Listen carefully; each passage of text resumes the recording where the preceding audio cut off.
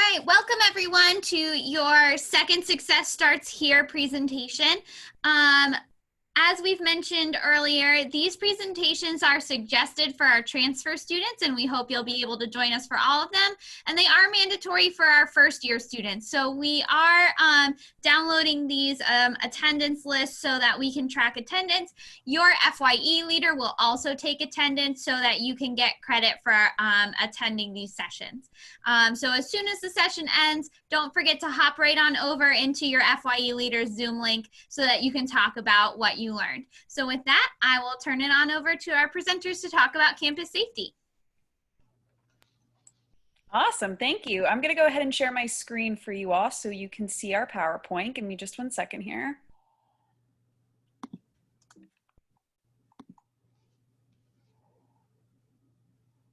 Alrighty, Shannon, can you see my screen?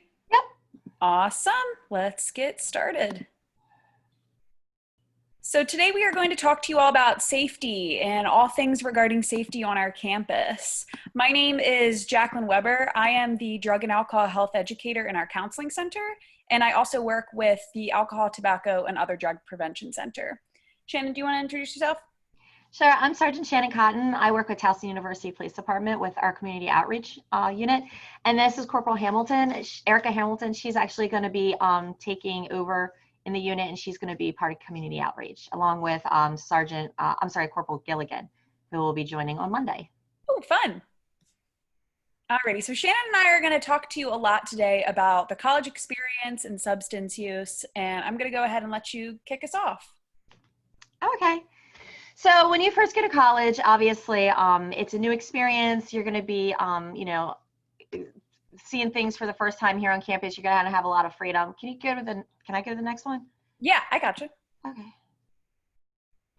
It's kind of like your first time away from your parents. So we just want to make sure that while you're here on campus, that you're being safe. You're going to be meeting new people, new experiences. Obviously, when you're at campus, a lot of times it's a party feeling, especially during the weekends. So we just want to give you some tips and some pointers in this presentation on how you can stay safe. Awesome. So a main thing we want to do today is talk to you about two of the most commonly used substances on college campuses. I'm sure, as you all can imagine, alcohol is still the most used substance on college campuses. And this is a particularly important topic to talk about with first-year students. And that's because when you're coming into campus, there's a lot of expectations that maybe you hold about what college drinking looks like, and that can really influence your behavior around it when we have certain expectations. We also know that the first 6 weeks of the freshman year of college are a super important time because it's a vulnerable time for binge drinking specifically, so drinking a large amount of alcohol in a short period of time, as well as experiencing a lot of alcohol-related consequences. So we want to arm you all with the knowledge and tips to consume alcohol safely if that's your choice, or understanding the benefits of avoiding it until you're actually of age, because there are a lot of negative consequences, especially when we first come to campus. We also know that college first-year students tend to be more likely to be drinking with the goal of getting intoxicated, whereas upperclassmen tend to not have that same goal when they're consuming alcohol. We notice as a particular first-year experience, and mostly because of those expectations, as I was talking about, wondering what the college experience is like, having an idea in our brains that it's normal and common for students to binge drink, when in fact that's actually not the norm and not the commonplace of experience that we see on our campus at Towson University. My screen wants to switch? Yeah, okay. So the reason why we specifically want to talk about binge drinking. So binge drinking is drinking 4 to 5 drinks within 2-hour time frame. So a very fast amount of alcohol into our bloodstream is particularly dangerous because it can lead very quickly to health problems, injuries, DUIs, DWIs, as well as domestic violence or sexual assault. And this is because of the way that alcohol lowers our inhibitions and can lead to experiences of blacking out, would cause us to not remember or not be conscious of something when we're experiencing it. So these are particularly important things to think about, because it's not just drinking that's unsafe, but it's actually binge drinking and drinking a large amount of alcohol at once that can have these really detrimental and scary impacts on us. A main reason why this is something that we want to talk to you all about now as first year students is because we already know there's a big impact in terms of academic success and alcohol consumption. So what that means is we know that the more students frequently engage in binge drinking, the lower those students' GPAs are, the more delayed time those particular students tend to have to graduation, the more academic consequences they face, as well as difficulty finding a job. We know all of this from longitudinal research, so research over many, many years of the college experience that shows us students who do not engage in party smart strategies, that tend to drink more often, have a difficult time adapting and adjusting and succeeding in an academic environment. Do you want to talk to us about blacking out? All right, so one of the things that can happen, obviously, when you ingest a large amount of alcohol is you can do this thing called blacking out. So it's really important that you understand what blacking out is because I think it's kind of a misconception that a lot of people believe that blacking out actually means that you're unconscious, and that's not necessarily the case. Blacking out just means that your body is intoxicated and you can't remember what's happening. So even though at the time you might not realize you're blacking out, the next day you won't recall certain parts of the night because you were blacking out. The reason that's really important is because you can be interacting with somebody and not know that they're doing this. And it especially comes important because, do you want to go to the next one? Mm-hmm. It's especially important because one of the things you might not know is that alcohol affects all of us differently. At 0.08, you're actually considered legally DWI, and for a 140-pound person, that's actually equivalent to 3 drinks. There's a lot of things that affect our metabolism of alcohol. It can be our weight, our gender, whether we've eaten anything. It can even just be the chemicals in your body that day. You could have 3 drinks on one day and feel perfectly fine, and then the next day have 3 drinks and totally be intoxicated. So everybody's body is different. Even like I said, even on different days, you're different. So it's really important to be aware of that and know that. And especially in Maryland, because the next slide, I'm going to show you guys why this is so important. So in the state of Maryland, you actually can be charged with a sexual assault of somebody if that person is cognitively impaired or mentally incapacitated. So in the state of Maryland, if you engage in a sexual conduct with a victim who is substantially cognitively impaired, mentally incapacitated, or physically helpless, and the defendant knew or should have known of the victim's condition, you can be charged with sexual assault. Now, this is important because if you're with somebody and they're drinking and you know they're drinking, and then you go back with them and you have sexual relations with them, and then the next day they say, I don't remember, and I didn't tell you you could do that, you can be charged with sexual assault here in the state of Maryland. So it's very important because we run into this a lot because we have students, again, like Jacqueline said, your inhibitions are low, you're drinking alcohol, your inhibitions become low. You know, and people don't always realize that somebody's blacking out and they engage in sexual conduct with them, and then the next day that person doesn't remember. And if the person doesn't remember, then that means they were cognitively impaired. So just be careful with that.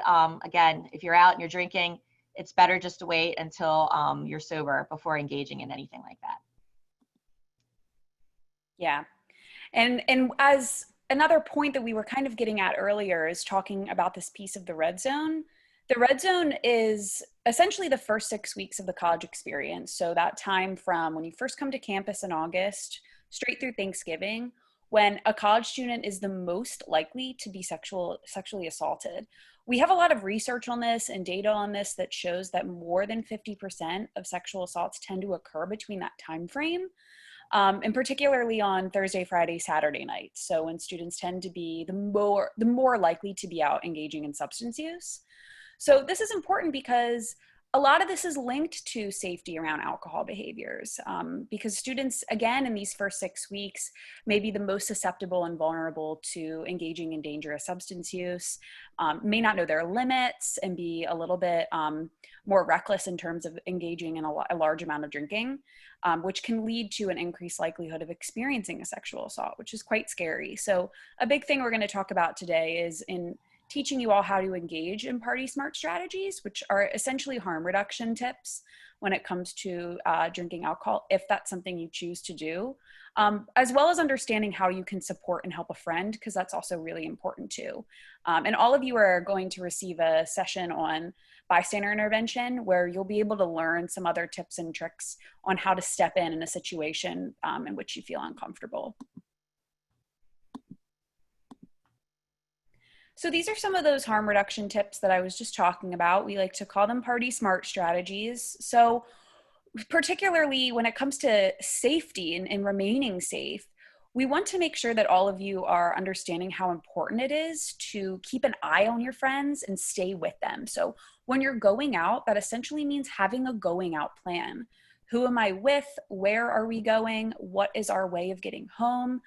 Who is staying with us? Is there somebody we know that doesn't plan on sticking with us for the night? So you always know who to keep track of and who is in your group. Eating before and during drinking is so important, because it really helps slow down the absorption of alcohol in the blood. This is really important because we see sometimes students who choose not to eat before drinking to save calories. And that's really scary, because that leads to that increased risk of experiencing alcohol poisoning and potentially having a lot of negative consequences from that. It's so much better for your body to eat a meal first. And of course, interchanging alcoholic beverages with water is going to help hydrate you, help you feel good, and also, again, slow that way, the rate that alcohol is absorbing into our system. It's always great to have a plan before you go out. So not just in relationship to what you're doing, but also in how many drinks you want to have. I love the concept of setting limits and trying to stick to those limits. So for example, if I know that I only want to have 3 drinks tonight, how can I make sure that I stay within that limit? Can I tell a friend? Can I write it down on my hand? Can I text it to myself? So I remember to kind of keep that plan in the back of my mind. A big thing here, especially now during a time of COVID, is making sure that we aren't leaving our drinks unattended, and we're making our own drinks and we're not sharing them. This is especially important in terms of disease prevention and disease spreading, but also in terms of making sure we know how it's made, so we can see the quantity of alcohol that's being put in it and have a better chance of knowing that we're accurately tracking, as well as making sure that our drinks are safe to consume and we're not altered in any way. Again, we want to make sure that you're all understanding how important it is to stay with your friends, not going and leaving with people we don't know, and sticking out for each other is really big here. And Shannon, at the end of this presentation, is going to walk us through a lot of different safety resources we have on our campus that can assist you in that process. Would you like to take us through our policies? Sure. So our alcohol campus policy here is obviously if you're under 21, it's a violation to purchase, possess, or consume alcoholic beverages on campus. Possessing alcohol in rooms or apartments where you're assigned and you're living on campus, you can actually be charged on an alcohol violation, as well as they initiate a police report, and they actually are going to send it up to the Office of Student Conduct and Civility Education, and then you're going to have to follow up with them. So just know that if you do violate these policies, there are ramifications for it. Also, residents under 21 assigned to rooms, apartments, are required to leave the room if there's any drinking. So if you go to a room and there's somebody that's 21 in that room and they're drinking and you're under 21, you also can't be in that room, and you can be, again, charged with an alcohol violation, as well as the person who's 21 that's also residing in the room. Because if you're over 21 and you have somebody under 21 in your room, technically that's an alcohol campus policy violation. So just if you're under the age, you can't have alcohol on campus, and you can't be in rooms on campus with people that are over 21 that have alcohol also, 21 or over, I should say. Again, possessing empty alcohol containers, paraphernalia, decorative alcoholic beverage containers is also a campus policy violation. So even if they're empty and you have them in your room, you still can be charged with an alcohol campus policy violation. So our alcohol campus policy also prohibits possessing open containers. So if you're in any of the public areas on campus, like the study lounges, anywhere that is not in a room, you can't have alcohol out in public. So that's a campus violation. Public intoxication, obviously, if you're intoxicated and you're walking around campus and somebody calls on you, you can also be issued an alcohol citation for that. Common source containers, so kegs, anything like that. beer balls, handles, punch bowls. What are those one things that they did out the funnel? The funnels. Oh, yeah. You can't have the funnels either. It's been so long since I was at that age. You also can't be playing drinking games. So no beer pong, nothing like that here on campus. So residents that are 21 or over are prohibited from purchasing, serving, or selling alcohol to an individual who's under 21. Possessing more than 12 pack of possessing more than a 12 pack of beer or one bottle of wine or 1 quart of liquor at a time. So even if you are 21, there's still restrictions on how much alcohol you can have in your room. So you can only have what it stipulates here. Also, again, if you're over 21 and you have somebody under 21 in your room, you can't be drinking alcohol or consuming alcohol with that person in the room. Again, this is just to reiterate what I said. If there is an alcohol violation, you can be issued an alcohol citation. Obviously, usually the resident assistant or the RLC is usually already on scene by the time we get there, because usually they're the ones that get the complaints, or they see students come into the residence halls and they see them intoxicated and they call us. So usually they're already on scene, but if they're not, what we're going to do is we're going to notify them also. We're going to initiate a police report. And again, that police report, a copy of that's going to be sent over to the Office of Student Conduct and Civility Education. Violations of alcohol policies are subject to educational sanctions or assessment and completion of a program through the counseling center. So if you are, if a police report is initiated and it's sent up, a lot of times what they'll do, you're going to have to make contact with student conduct, and then there's going to be some kind of educational sanction, and obviously you're going to have to complete some kind of program through the counseling center about alcohol abuse.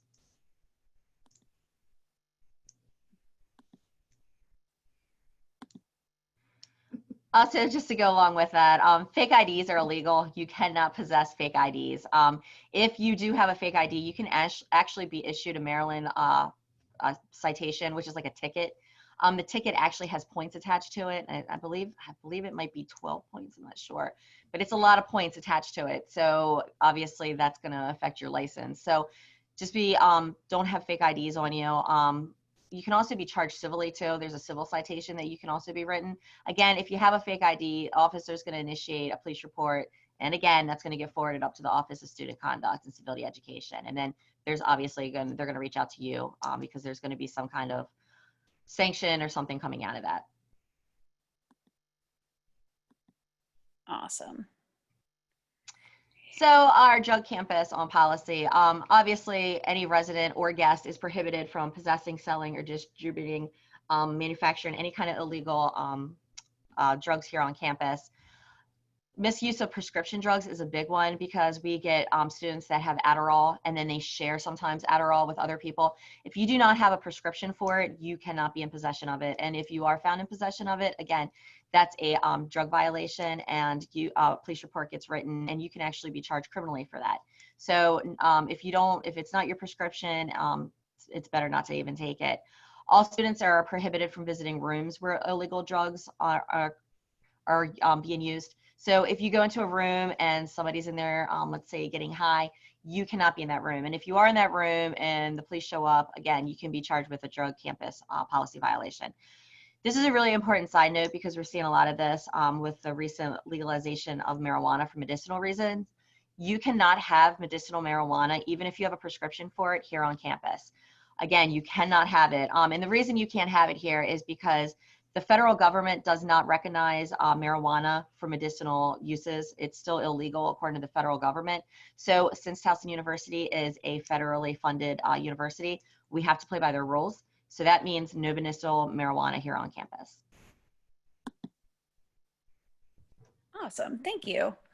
I think it's really important that you all have a good grasp on all of those campus laws and policies, but in addition to understanding consequences for certain behaviors and the policies around them, we also want to make sure that you have some education around what is marijuana, just as we talked about alcohol.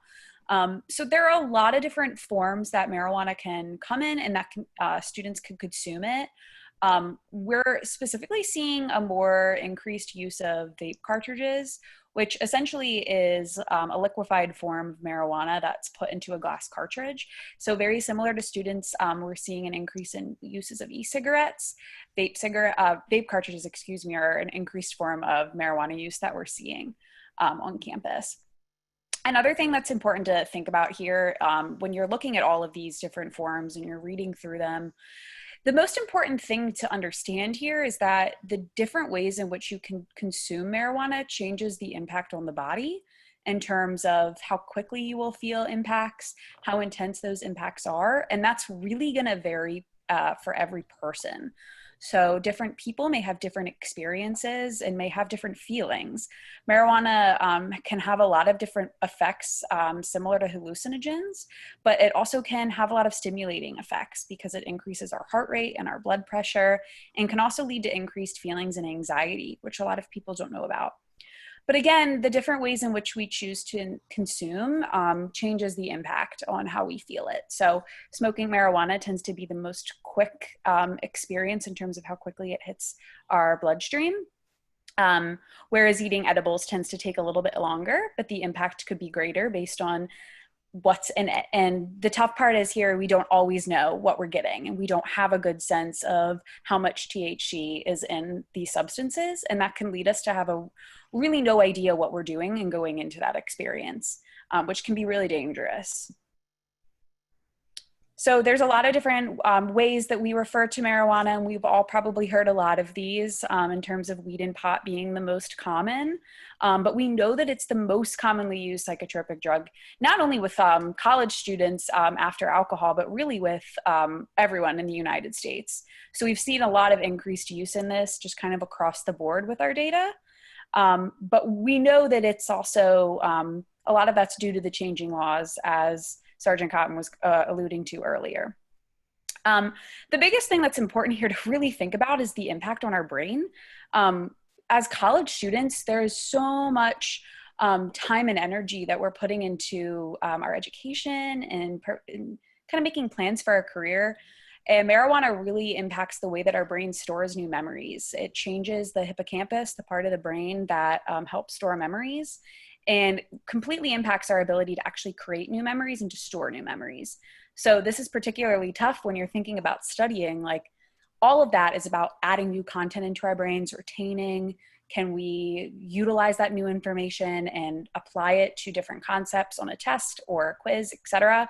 Marijuana really impacts your brain's ability to really do any of those things because it's changing our brain, especially for young adults whose brains aren't fully developed before the age of 25. As well as things as we've talked about earlier, so changes in mood, body movement, et cetera. A big thing here, as I said earlier, was the increased heart rate and blood pressure.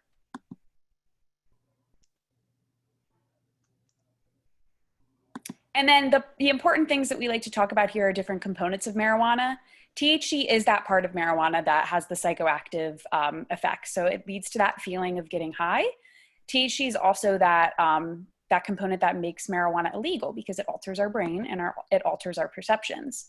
CBD, which many of you I'm sure have heard about as it's growing in popularity, is the component of marijuana that tends to lead to more medicinal effects based on what we know in research so far. CBD also can be sold at a lot of different stores. But the thing that I urge you to think about here is that we don't really know what is in it. Depending on where you get it, you could be consuming a lot of different chemicals that people have put in it and are just kind of marketing it to make it seem like it's a great, safe product. But I really urge you to be an informed consumer if you're somebody that chooses to use CBD for any of your own personal reasons. It's not all made the same, and you really need to do a lot of research to make sure you know what you're putting in your body or on your body is safe. And then hemp, we've probably seen hemp in a couple different products. They're really common in like shampoos and lotions. They don't really contain those cannabinoids like THC and CBD. So therefore you can have it and it's legal, but it tends to be something that we see as like this component extracted and put into different products. So just so you know the difference between those two things, as we see them a lot kind of in different products, such as the ones you're seeing here. So gummies, little tinctures, we've seen teas, gummies, etc. But again, not all of these are made equal. So it's important to be an informed consumer if you're choosing to use these. Hemp's, this is the brand I was referring to earlier, the shampoo and conditioner and body lotion and all of that fun stuff. Do you want to talk about criminalization? Sure. So with marijuana, if you have 10 grams and less, it's actually a civil citation. So the officer will come out, they'll get your ID, and then they'll issue you a civil citation. If it's more than 10 grams, which is considered more than personal use, then it's considered distribution, and you can actually be arrested for that.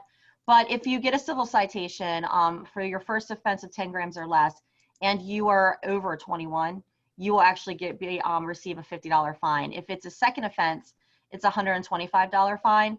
Now, if you're under 21 and it's your third offense and you're over 21, it's a must appear. So anybody under 21 who receives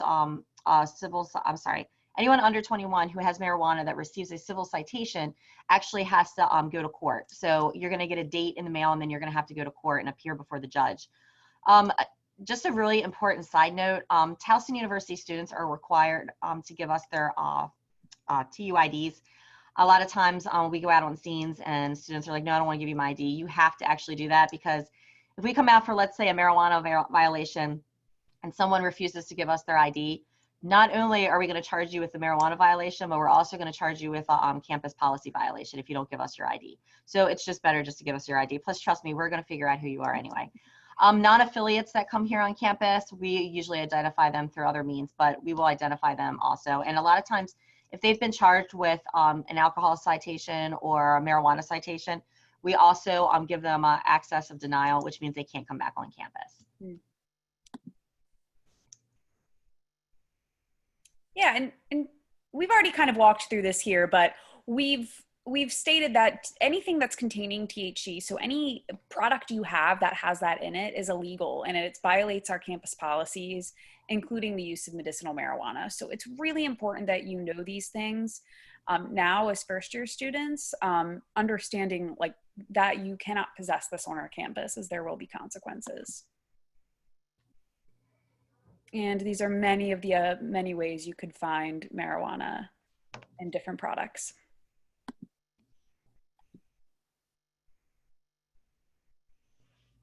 Another important thing here, we talked about this earlier, is just edibles tend to have a much longer lasting effect, and they're incredibly potent. Again, we don't always know what we're getting when we ingest that. Somebody who's making them themselves has really no idea or conception of how many milligrams are in each one, and that can lead to a lot of really scary consequences on our body. Smoking marijuana is actually a lot more immediate. I was saying that earlier. It's a much quicker impact, and it leaves faster. But effects of marijuana can still last up to 1 to 2 days after ingesting it, regardless of how you do it, because it can stay in our bloodstream and in our fat cells for a really, really long time. Edibles especially can lead to anxiety attacks, paranoia, hallucinations. And it's really, really scary, because somebody could really over-ingest and overdose because, again, of not really having any sort of idea of the quantity they're putting into their bodies. So we do see sometimes people who have never used before eat an edible and overdo it because they have no conception for how much their body was ingesting, and it can be really overwhelming.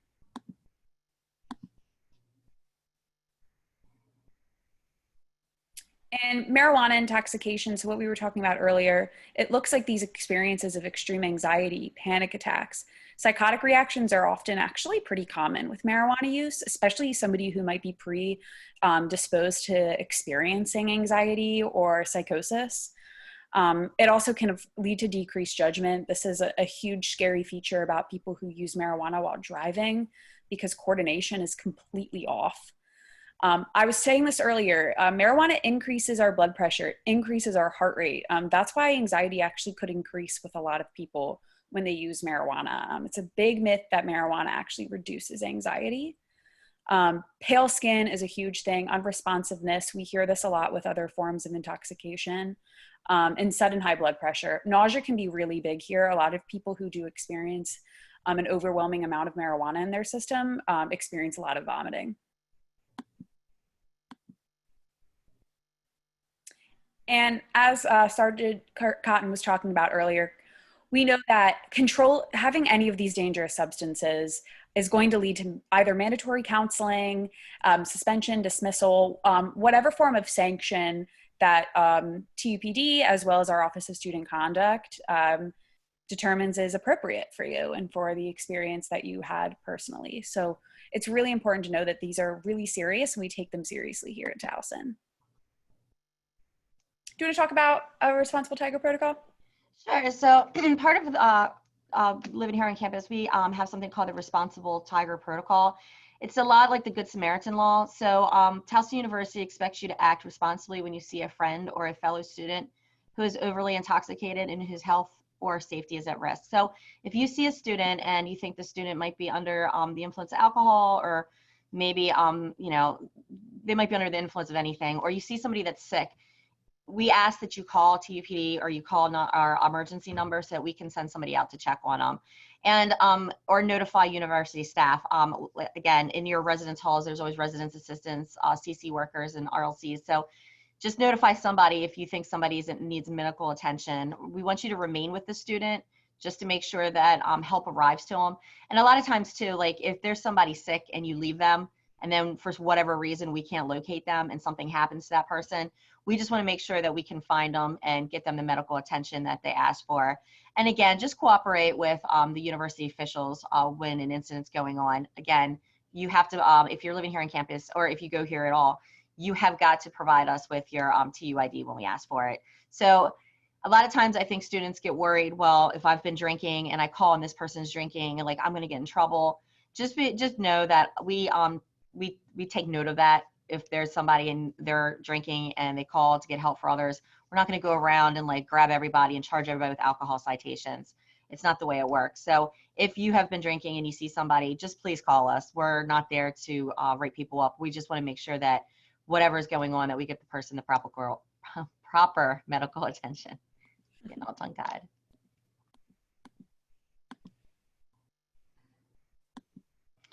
So again, if you see somebody who needs medical attention, contacting the proper, channels, going through university staff. We just want to make sure that we minimize any harm to the student or any kind of consequences. We don't want anything to happen to anybody while they're here on campus. We want everybody to, have a good college experience, and we want them to be safe. So again, if you see somebody, just make sure that you let somebody know if somebody needs assistance. Like I stated earlier, additionally, if you're there and you've been drinking, or let's say you're under the influence of a narcotic and you call us because somebody else is either, intoxicated or, under the influence of drugs, and you fear that, they need medical assistance, please don't try to like cover it up or not call because, you're afraid you're going to get in trouble or they're going to get in trouble. If somebody's under that, we don't come out to a call, and let's say you're intoxicated or you're under the influence of drugs. We're not going to come out and write you a citation for that.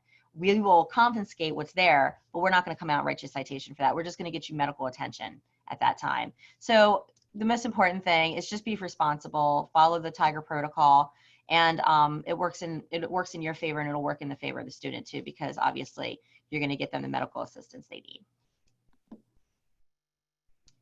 And just be a good person if you see that. So this is so important, you guys, because we want you guys to have a good college experience. So the presentation we just did, just really make sure that you guys, if you guys are going to be drinking alcohol, just be safe. Again, what I told you about blacking out, we don't want to see anybody get sexually assaulted here on campus or have something bad happen to them. This 4 years should be a very memorable experience, and I hope it's a good one for you all. But just remember to look out for each other, be careful, and be safe. And if you are engaging any of these activities, just make sure you remember the things that we told you in the presentation, because in 4 years, we want to see you all here. So this is what you guys are working toward. So just make sure that you keep your, your end goal in sight, and just be careful when you're here on campus. So with that, we're going to jump into the last part of this presentation, and I'm just going to tell you a little bit about TUPD and what it is that we do. One of the most important things I want you guys to have is our emergency number, and that's the number here down at the bottom in red, the 410-704-444 number. The reason that number is so important is because if you have a medical emergency and you're here on campus and you call 911, that call actually doesn't go into us. It goes into Baltimore County's 911, and Baltimore County then transfers the call over to us. So eventually it will come to us. But if you call this emergency number for emergency on campus, it's going to immediately go to our communication center, which is going to get you emergency assistance faster, which is really, really important if you have a medical emergency. So again, just make sure that you have this number, put it in your phone, That way, if you have an emergency, you can just call that number and it goes straight to us right away. So this is our public safety building. For everybody, if everybody's familiar with where Burdick Hall is, it's actually across the street from Burdick Hall. So it's actually at the intersection of Towson Town and University Avenue. There's always somebody in that building because the first floor of that building actually houses our communications department, I guess, communications unit. So all our dispatchers work out of there. So there's always people coming in and out of that building throughout the night. Also, go next slide, there's actually an internet purchase exchange zone there. So if you're making purchases on Facebook Marketplace or any other one of those kind of apps, you can actually go here and it's safe. The lot is lit. We have DVTEL cameras there. And of course, there's people coming in and out. There's always somebody in that building. So it's a safe area where you can make those purchases. You don't just have to go to college to use this. So if you have friends or family that are in the area and they need a safe place, they can also utilize this spot. So if you've walked around campus, I'm sure you've seen these big blue towers sticking up. These are our emergency blue light phones. And what they are is if you go up and you push the button on them, it dials directly into our communication center. When that happens, it also gives the location of that blue light phone. So let's say that like you have an emergency and you push that button and you can't even get a chance to say anything. It automatically calls into communications. It gives the location. And even if you don't say anything, we still send an officer out to check on those. Some of them even have cameras on top of them. If you see the picture over on the left, he is actually watching, we have a bunch of screens set up and the cameras actually feed live footage into our communication center. So the ones that have cameras on them, they can actually see what's going on all around you as soon as that emergency phone gets activated. And these are our video surveillance. This is part of our video surveillance piece. As you can see, all the screens down there are monitoring different cameras. That's similar to what happens in our communications unit. Our dispatchers actually monitor those cameras all through their shift. So those cameras are all over campus. They're on the pathways, they're in buildings, they're in the garages. And the reason that's important is because we use those a lot of times to help us solve crimes. So if we have a theft, a lot of times we can go back and look at those cameras. One of the very important things to know if you are driving here on campus, we have them in our garages too. So a lot of times we have students that are running late to a class and they bump into another car. They don't think it's that big of a deal and they just drive away. We have video cameras in those garages and we can track down, we've tracked down people from tags before. So just know that if you bump into somebody's car, just stop and leave your information, because if you don't and you roll out, you can actually be arrested for that. It's actually a hit and run. So just note, we have them all over campus. So when you're walking around, you might see like a bubble up in some of the ceilings, or you might see them like on some of the cameras. And in some of them, they're even hard to tell they're there. So just know that we do have surveillance all over campus. And we just keep those so we can monitor campus to make sure there's nothing going on here to keep everyone safe. You might have also noticed these are our license plate readers. We have these on the entrances and the exits of campus. If a vehicle goes through them, what it does is it reads the tag information. It sends it through a database, and it cross-references it to make sure that there's nothing illegal with the vehicle. So let's say a tag goes through there, it runs it through the database, and it comes back with a warrant for the owner of the vehicle. What they do is then they give us a description and tag number, and we go out and try to locate the vehicle, and then we try to make sure that the person belongs here on campus. It's actually helped us a couple times where we've had people come onto campus that didn't belong here. One time it picked up a stolen car from Baltimore City that people were here on campus that didn't belong here. So these are just another part of what we use to keep campus safe.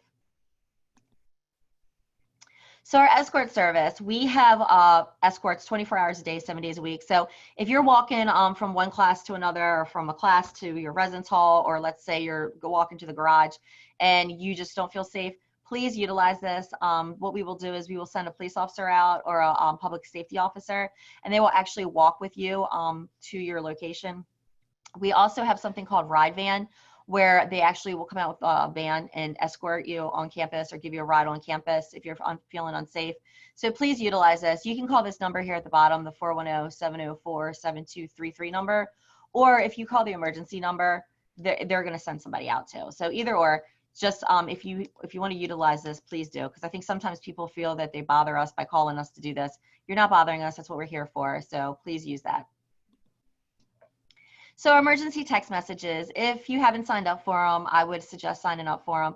This will tell you about any emergencies that are happening on campus, and it'll even tell you like in the near vicinity. So let's say over at the Starbucks across the street, there's a bank. Let's say there's a bank robbery. We will actually send out a text alert telling you to stay out of that area because there's, there's something going on and there's a large police presence in the area.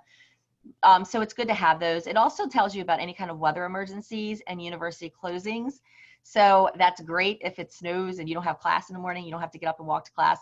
So it's just a good, another thing that we have here that just keeps you guys notified of anything going on and keeps you safe. It's also available to faculty and staff too. So this is a Safer Mobility app. This is a free app that you can actually download. You can download it at the Apple App Store or on Google Play. And this app is really nice because it also has an escort feature on it. So if you're walking from one location to another and you push down the button and your finger comes off the button, it's going to ask you for your code. If you don't enter your code, then what it's going to do is it's going to locate your location and it's going to send an officer out to check on you. So it's just another thing you can use if you don't want to use the walking escorts, but by all means, like, they're available 24 hours a day. They're there for you. So if you get a chance, you can use them. Also, the really nice thing about this app is it has a camera feature on it. So if you call into our communication center using this app, it actually turns your camera on so we can see in real time everything that's going on around you.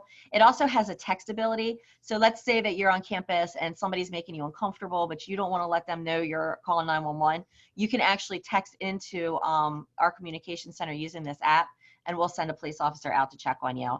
It's also really nice too, because let's say that you see somebody on campus and they look like they're up to something. You can actually call in using this app and take a video of them. Because what it does is it's actually videoing them, and then it's sending the footage over to us so that when we're responding out to the location, our dispatchers can tell us, like, give us a description of what the person's doing, what they're doing, everything like that. So it's a really great app. If you get a chance, definitely download it. So we also offer RAD, which is our rape aggression defense. We offer it in the fall and in the spring. We don't have the dates right now, but usually you'll see dates coming up. Usually, I think last year we did it probably around October, and then I think we had one scheduled in March. It was getting ready to start up in March or April, but obviously because of COVID that got canceled. But it's free, and it's free for anybody here on campus. It's also free to anybody from off of campus that wants to come. So if you have like a family member or a friend off campus and they want to do this with you, sign up for it. It's a great class.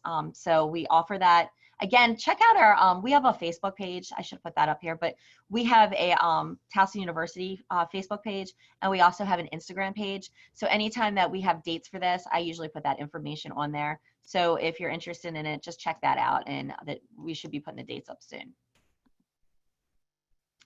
So these are just some tips that I came up with just from some of the things that we see here on campus on ways to stay safe.